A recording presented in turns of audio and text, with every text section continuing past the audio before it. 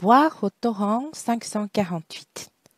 Le passage de la Bible qu'on va lire aujourd'hui se trouve dans l'Évangile de Jean, chapitre 15, du verset 1 au verset 8. Ici, le Seigneur s'est comparé au cep. Le vigneron est le Père céleste, c'est Abba. Cette parabole est le dernier des 7 Je suis. Je la trouve très intéressante. Et cette parabole m'a ému le plus.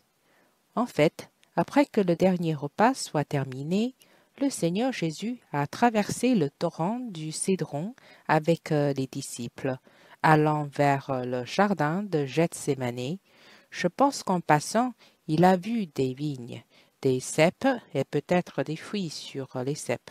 Je l'ignore. Au moment où le Seigneur faisait face à l'heure la plus sombre, il prononça le dernier « Je suis ». C'était aussi la dernière opportunité de parler aux disciples quand il a dit « Je suis ». Je crois qu'il exprimait le fond de son cœur. Cela doit être une parabole très importante. Donc en lisant, j'espère que vous aurez en tête que le Seigneur a prononcé ces paroles juste avant de prendre la coupe amère. C'est certainement très important. Maintenant, lisons ensemble l'Évangile de Jean, chapitre 15, du verset 1 au verset 8. Je suis le vrai cep, et mon Père est le vigneron. Tout sarment qui est en moi et qui ne porte pas de fruit, il retranche. Et tout sarment qui porte du fruit, il émonde, afin qu'il porte encore plus de fruits. Déjà vous êtes purs, à cause de la parole que je vous ai annoncée. Demeurez en moi, et je demeurerai en vous. Comme le sarment ne peut pas de lui-même porter du fruit, s'il ne demeure attaché au cep, ainsi vous ne le pouvez non plus, si vous ne demeurez en moi. Je suis le cep, vous êtes les sarments. Celui qui demeure en moi, et en qui je demeure, porte beaucoup de fruits, car sans moi, vous ne pouvez rien faire. Si quelqu'un ne demeure pas en moi, il est jeté dehors, comme le sarment, et il le sèche. Puis on ramasse les sarments, on les jette au feu, et ils brûlent. Si vous demeurez en moi, et que mes paroles demeurent en vous, demandez ce que vous voudrez, et cela vous sera accordé. Si vous portez beaucoup de fruits, c'est ainsi que mon Père sera glorifié, et que vous serez mes disciples. Je ne veux pas trop expliquer car on ne se focalise pas sur la Bible, mais sur le Seigneur lui-même. Je vais donc parler directement de mes sentiments après la lecture de ce passage.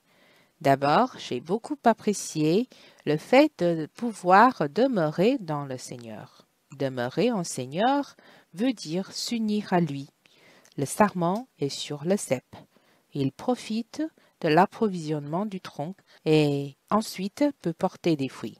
La volonté du Seigneur est que notre vie soit abondante pour glorifier Dieu, tel que porter des fruits pour satisfaire le vigneron.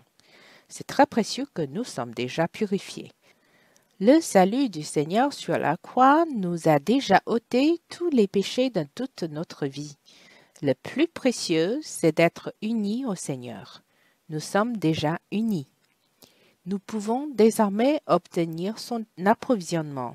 Ici, le Seigneur nous rappelle que nous devons demeurer en lui, c'est-à-dire que nous devons expérimenter l'approvisionnement du tronc en tout temps. Il a fait une mention spéciale disant « Sans moi, vous ne pouvez rien faire ». Le Seigneur ne veut pas que nous soyons séparés de lui.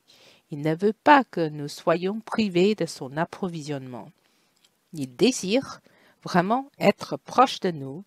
Il nous a donc encouragés en disant que si nous demeurons en lui, les paroles du Seigneur demeurent aussi en nous. Waouh, c'est tellement précieux que nous puissions connaître sa volonté, que nous puissions comprendre le fond de son cœur. Ces paroles nous encouragent, nous approvisionnent et nous donnent de la force. C'est pour cela que lorsqu'on demande, il nous l'accorde parce que nos prières sont selon la volonté de Dieu et lui conviennent. Dans le verset 7, Le Seigneur a dit, demandez ce que vous voudrez et cela vous sera accordé. Waouh, quelle grande promesse! Je le ressens vraiment et j'apprécie beaucoup que le Seigneur désire que nous puissions expérimenter l'efficacité de son salut. C'est de nous unir à lui, unir notre vie à lui tous les jours et l'expérimenter. Avez-vous réalisé le fond du cœur du Seigneur bien-aimé? Il désire vraiment que nous soyons son amour. Avoir un cœur amoureux, apprécier tous les jours cette union d'amour qui est la vie du bien-aimé et son amour. Le deuxième point qui m'a ému est que le Seigneur a dit « Mon Père est le vigneron ». C'est-à-dire que Abba s'occupe de cette vigne et prend soin de nous, les sarments. Il approvisionne, il émonde. C'est Abba qui veut que nous nous unissions au Seigneur. Il veut que nous expérimentions et apprécions à quel point le Seigneur est précieux. C'est pour cela que Abba est le vigneron. Cette volonté s'est éveillée depuis l'éternité. Abba veut nous donner au Seigneur afin que nous puissions devenir son amour. Merci Abba de nous avoir émondés dans notre vie, car Abba veut que nous soyons encore plus glorieux, que nous soyons compatibles avec le Seigneur. L'émondement d'amour par Abba va non seulement nous rendre plus beaux, mais plus important encore, il va éliminer ce qui nous empêche d'avoir le Seigneur. Par conséquent, n'ayons pas peur de changer. Il ne nous faut absolument pas rester sur place. Il nous faut progresser sans cesse. Il faut nous laisser modeler et changer par Abba et le Seigneur. Lorsqu'on est émondé, il se peut qu'on doive abandonner des choses, mais cela est bon pour nous. Si l'on est émondé ou châtié, cela prouve bien que Dieu nous aime. Il est mentionné plusieurs fois dans la Bible, si bien dans l'Ancien Testament que dans le Nouveau Testament, qu'il reprend et châtie tout ce qu'il aime. Il nous faut voir le cœur d'Abba pour nous. Nous sommes vraiment précieux pour lui. Cela prouve que nous sommes vraiment ses propres enfants, nés de lui, ce qu'il estime les plus précieux. Adorons ensemble, ensuite ce sera votre tour. Seigneur, merci d'avoir révélé le fond de ton cœur au dernier soir. Tu devais faire face aux terribles ténèbres, accepter la coupe amère. Seigneur, ta volonté est d'être unis à nous. Tu veux nous avoir. Tu veux aussi que nous t'ayons.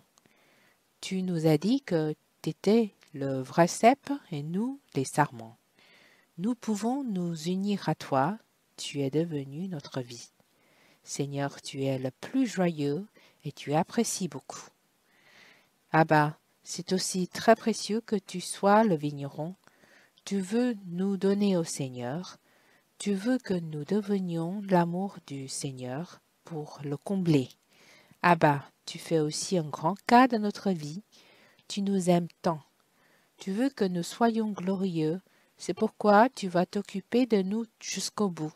Tu retranches et émondes, tu reprends et châties. Abba, parce que tu nous aimes profondément. Nous sommes tes propres enfants. Tu te soucies si bien de nous. Tu veux tellement que nous soyons les plus glorieux, que nous ressemblions le plus au Seigneur. Abba, que tu bénisses chacun de nous. Voilà, j'espère que vous allez aussi rester en silence devant Abba et Seigneur, bien adorer, prier et remercier.